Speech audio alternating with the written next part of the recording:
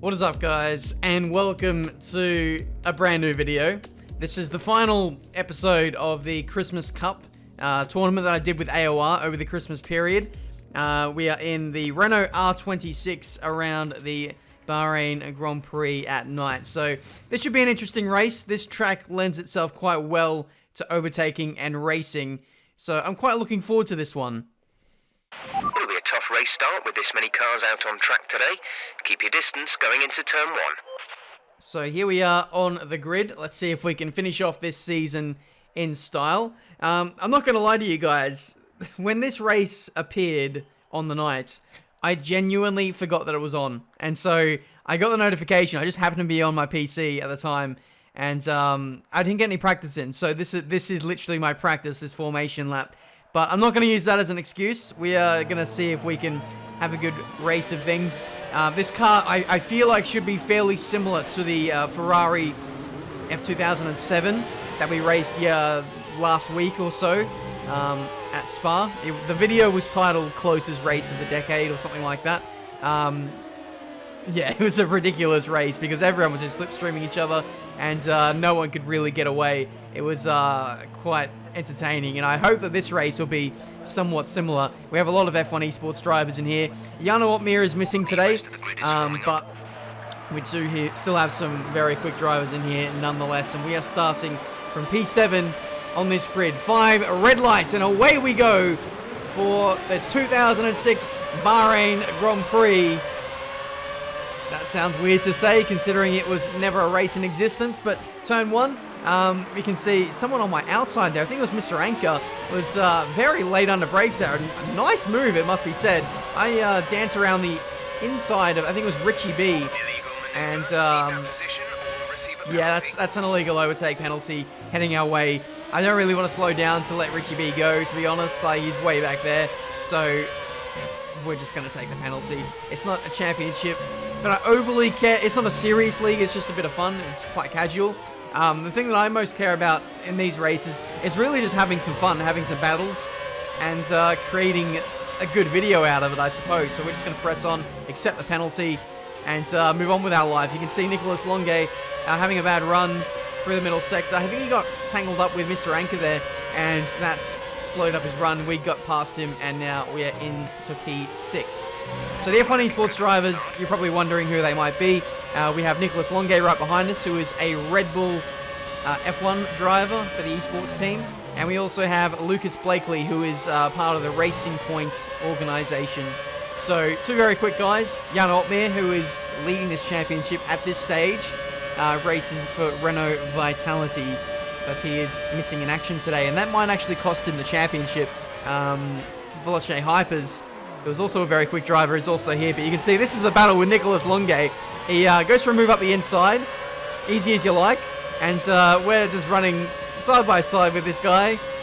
And to be honest, I was just super calm. It was almost like I was driving on my own. I was just like, okay, he's overtaken me. Let's just see if we can follow him through. It's just like, I almost accepted it. And if anything, it was kind of a good thing that he would get in front of me, because I could just use his raw pace to drag me along with the slipstream that is ever potent on this game. But early stages of this race, there's a couple of things that I'm really struggling with at the moment. It is braking, but also laying the power down as well. We don't seem to be getting great exits relative to those around us. You can see Nicholas is already putting a move on Skatey here as he heads into the middle sector. He gets that move done. Doesn't get a great exit though, but I think he might just about hold on to this position. And Nicholas is through just about for P5. So he'll be setting his sights after the race leaders. Lucas Blakely, who started on the front row of the grid, is running away with this one. For those of you who don't know, this is a reverse championship order starting grid. So people who are like leading the championship are at the back. People who are lower down in the championship starting towards the front. And Lucas only joined us after like the first 3 rounds or something. So he's going to be down the order a little bit. But we're trying to put a move on Skatey. He defends to the inside, so we're going to take that invitation and go around the outside at turn 1. That's actually the preferred move for me, because it gives me the inside for the next left-hander if they can hold on to their track position, which we already got him anyway, so we were pretty clear and we were able to move on into P6. Next up is Hooper. He is in a bit of a squabble with Mr. Anchor and Nicholas Longuet. I'm struggling to kind of keep up with them at this stage, such is my lack of pace. Out of all the 4 rounds that I've done so far, this was the race where I feel like I struggled the most for pace, just down to the no practice, really. Absolutely no practice. And maybe I went the wrong way in terms of setup. You can only choose the 5 preset setups, and I went for the slightly higher top speed one, which lowers the downforce, and I'm feeling like maybe I could have done with a little bit more wing on the front and the rear, because I was struggling a little bit in the corners, as well as the issues that I already mentioned that I'm not too great with at this stage. I've sorted out my braking at this stage, but now still struggling to come to terms with how much grip this car actually has. I'm kind of worried that the car might snap on me in acceleration, but by the same token, I feel like there's like an element of like traction control in this car or something. It's a weird feeling. I just don't have a full measure of how much I can push this car, essentially. But we seem to be slowly starting to, find our rhythm. We are closing in on Hooper here, halfway into this Grand Prix. No pit stops in this race either because of the lack of regulations on classic cars. So if the dry compound tyre permits it, it will go to the end of the race. And in a 25% race, that is exactly what it can do. But we have now Veloce Hypers, who is the man who could potentially win this championship, right behind us. He didn't have a great start to the race. He got held up, and I think maybe he had a half spin, and now he's recovering to get inside the top 5. But here comes Hypers in my slipstream. I'm in the slipstream of Hooper, and maybe I could go for a dive here in a turn 1, or really late on the brakes. We slide out the rear end because the brake bias is wound all the way back to the rear to help rotation. But I think we gave a bit of a squeeze to Hypers there, which wasn't intentional, but we're fighting tooth and nail for the rest of this Grand Prix. I didn't really put up much of a fight on Nicholas Longuet because I knew that he was faster, but I feel like Veloce Hypers, if I defend hard enough, I might be able to keep him behind. But he goes for a dive anyway. Can he get it stuck though? He's going to have to pull this off around the outside into the very fast uphill right-hander. We still have the inside as we head into the penultimate corner. And Hypers is still there, but he gets the traction and he pulls off that move around the outside. Absolutely phenomenal overtake from Veloce Hypers there. And he gets himself up in a P6. Fair play. Absolutely scintillating move there. And now that he's in front of us, we'll hopefully just utilize him to catch up to Hooper again, who is in P5. So 6 laps left to go in this race, and the action looks like it is not going to stop anytime soon. Perhaps if these two battle, it'll invite me back into the fray, and I could get back past both of them, potentially. We'll have to wait and see. We are getting faster and faster as the Grand Prix wears on. Fuel load is burning off, and the tyre wear isn't really that excessive. So the benefit from just having a lighter car is outweighing the time loss of the tyres wearing out. But Hooper really fighting hard to hold on to Veloce Hypers there. Can't quite make it stick, and now Hypers is going to set off into the distance. You would imagine he is one of the fastest guys on circuit at this point in the race. That's a 3-second time penalty heading our way, so we could potentially lose a spot to Flash here, who is only half a second behind us. Heading into turn 1 again. We seem to be very strong on the brakes now relative to Hooper. I feel like a turn 1 dive bomb could be coming on, so just keep an eye out for that. All race, I have really been closing him in at this point of the circuit. And on lap 10 here... no, surely not. Surely not. Oh, okay. I thought for a second there I was going to go for a dive bomb there. I was thinking about it, I'm not going to lie.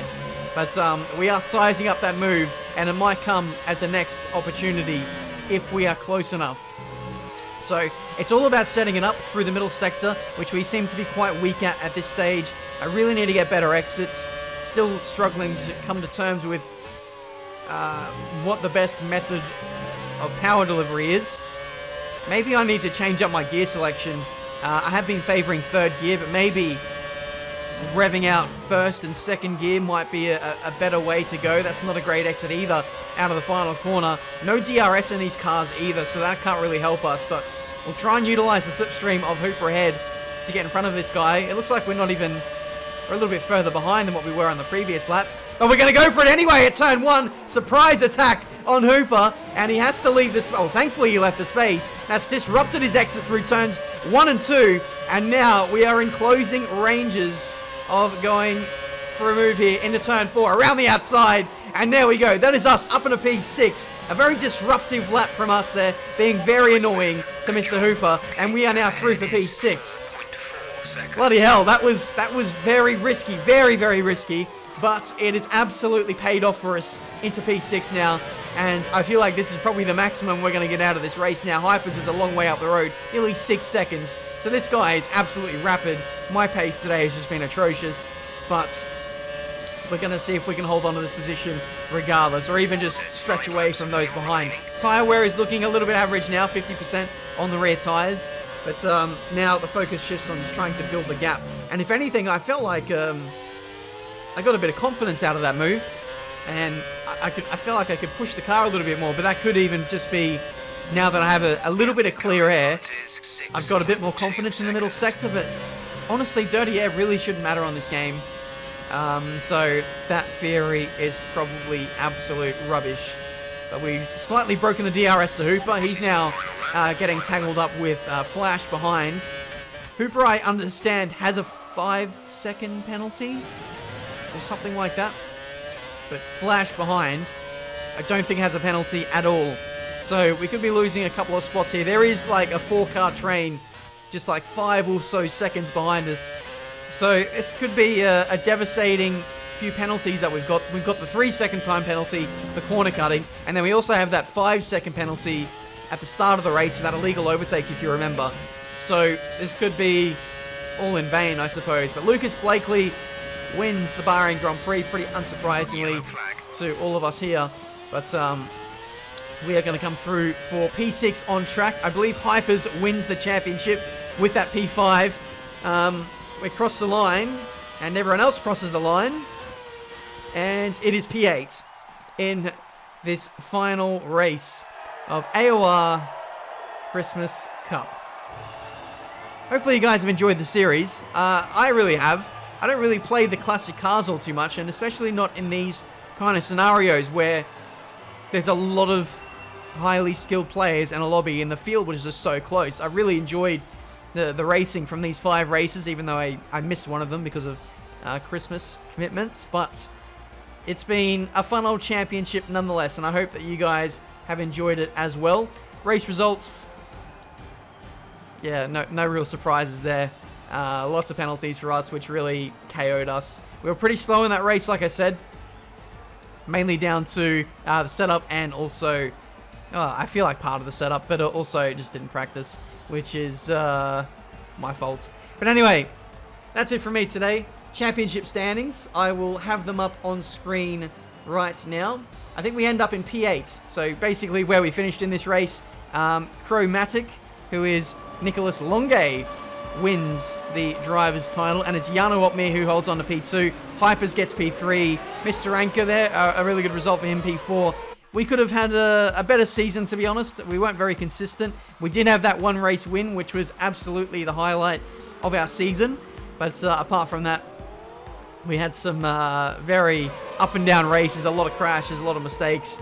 But it was all in good fun. Anyway, that's it for me today. Hopefully you guys have enjoyed this first little taste of league racing. And who knows, in 2020, there could be much more of it to come. But thank you so much for watching.